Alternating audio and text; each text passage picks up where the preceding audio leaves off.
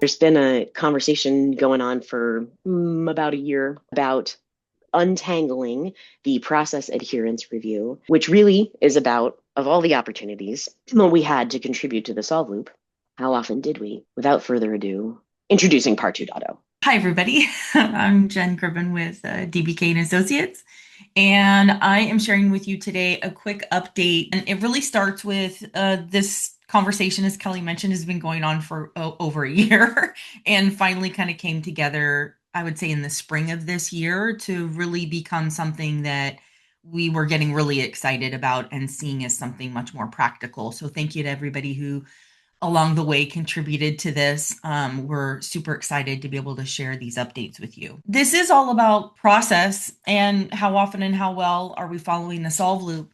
And looking at the purpose of PAR, what can we do better, like opportunities for understanding what we're doing well to celebrate those things, what areas maybe we need to be refining, doing more coaching, having better conversations about things like link rate, understanding how our caseload is changing, and all the value we can get out of PAR. What we'd like to do with PAR 2.0 is have this be more adoptable. Some of the things that we were focused on through this evolution of PAR is to help make PAR just more intuitive, more practical, easier to not just understand, but actually start to do or start to practice and implement and then gain value from that. Some of the other things that we felt were important that required some improvement was just language, just the way we talk about PAR, using more meaningful language, labeling measures and vocabulary around contribution and value to be much more consistent, as well as the calculations of PAR. Perhaps some of you have experiences with the original example of PAR and really having to feel like you have to uncover like what that table in the practices guide had underneath it without being able to do that. Instead, we wanted to be able to provide something that was much more, as we say here, intuitive and consistent and much more logical without having to really understand like all the things underneath. You could just see it. It's in plain view. And have the language align to the meanings of the numbers a little bit more, moving away from contribution and talking more about opportunities and outcome. And one last thing to share with you about this new version of PAR, we really did lay it out in a way so that you could really implement PAR very easily or go full force on the whole thing right away, kind of leaving it up to the choice or the culture or the stage or where a client might be in their journey with KCS. Maybe they want to take on the whole thing. Maybe they just want to do a little bit to get started. This is laid out in this way. So I'm going to share that with you here. This new PAR is much, and this version that I'm sharing with you here is the more comprehensive, more detailed version of the PAR. What you see here are the opportunities focused on, reusing and improving knowledge. These opportunities are based on cases closed. The cases closed are evaluated to look at the opportunities, and the numbers that you see here align very nicely with how many cases are we looking at for Al, but how many of those cases didn't even need knowledge, weren't a knowledge opportunity, so that we can really clearly identify of what we're evaluating, what is knowledge worthy and what's not, and then continue forward from there, looking at reuse and improve opportunities as well as create opportunities. And that's just really looking at, of these cases, was there an opportunity to reuse, to either reuse and improve or to create? In the next section of PAR, you can think of this as one long table left to right, are the actual activities that were done. So there may be an opportunity in that case evaluation, but did the knowledge worker actually do that thing? How many of those cases had reused existing content? How much of it was relevant? Getting to more accuracy of reuse. Then looking at reuse and improve opportunity and article creation. Was an article created from that case evaluation? Ideally, these activities add up to the opportunities, right? And as this gets tallied along the way, we have a whole last section to the far right of this comprehensive version of the model that gives you the reuse rate, the reuse and improve rate, create rate, as well as reuse accuracy. So we're looking at right? Not just how much of the work was done, but what's the quality of that work. And then an overall solve loop index. This is replacing contribution index.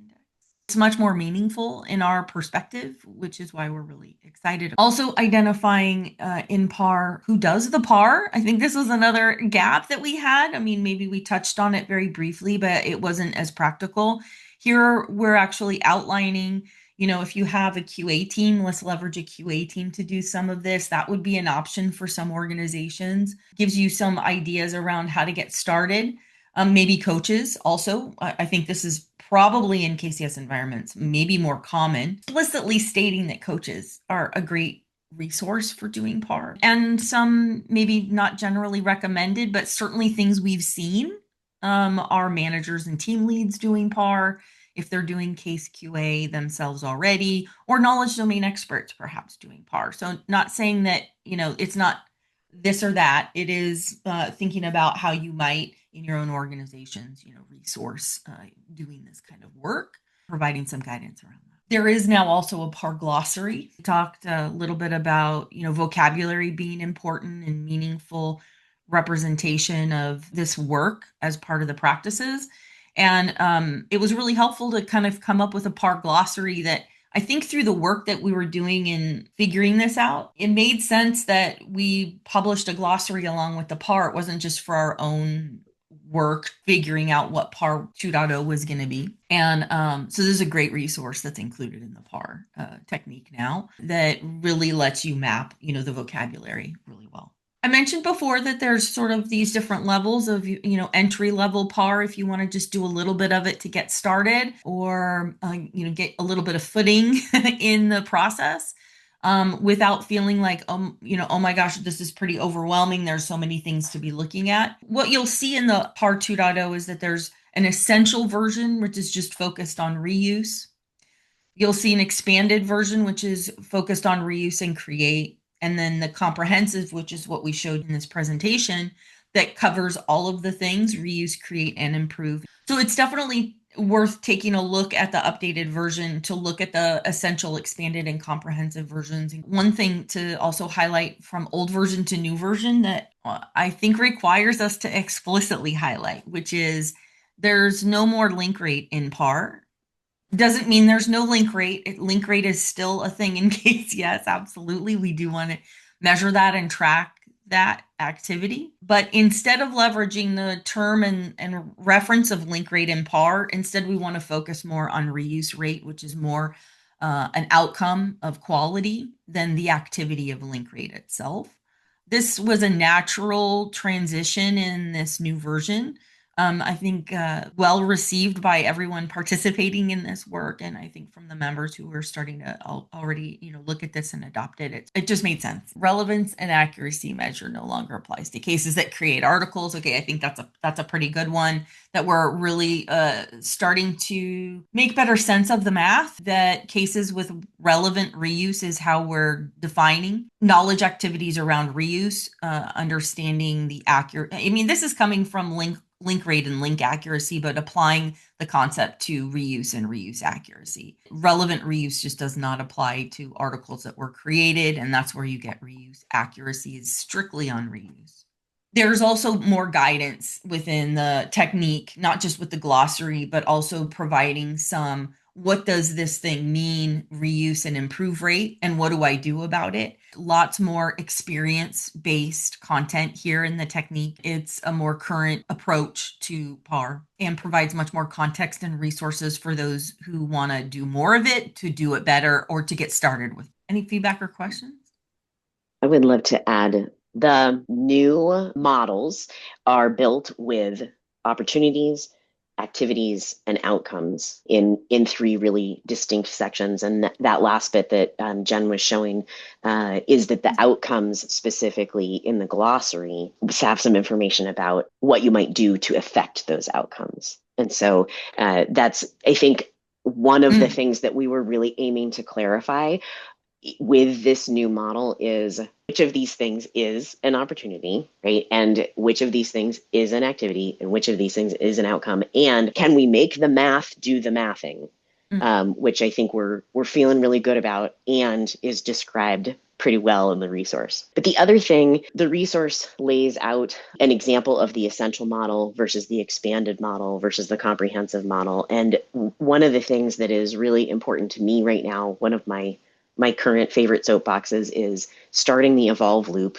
early in terms of whenever you start doing solve loop activities, think about how you're going to communicate what we're learning from doing the solve loop activities. And that essential model is designed to help you do that from the perspective of, are we reusing knowledge? Are we reusing it accurately? And there may be organizations where that's as much as you need to know or as much as you can know. So we've got some folks who are working with outsource partners, and that's a piece of information they can get where they really are having a hard time getting either create or improve numbers, right? The conversations around sort of coaching and the availability of that data is not there. So, but that's kind of the engine that drives many of the benefits of KCS. So starting by thinking about, are people interacting with knowledge in the way that we want them to at all? My hope is that that's a way into really thinking about what it is that we're learning from that.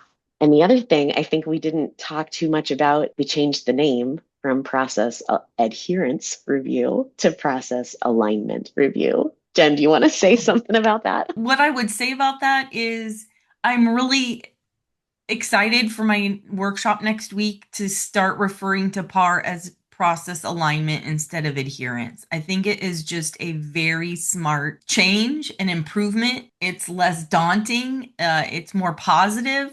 There's all kinds of great things about changing that. So I think it's an easy transition, actually, from adherence to alignment.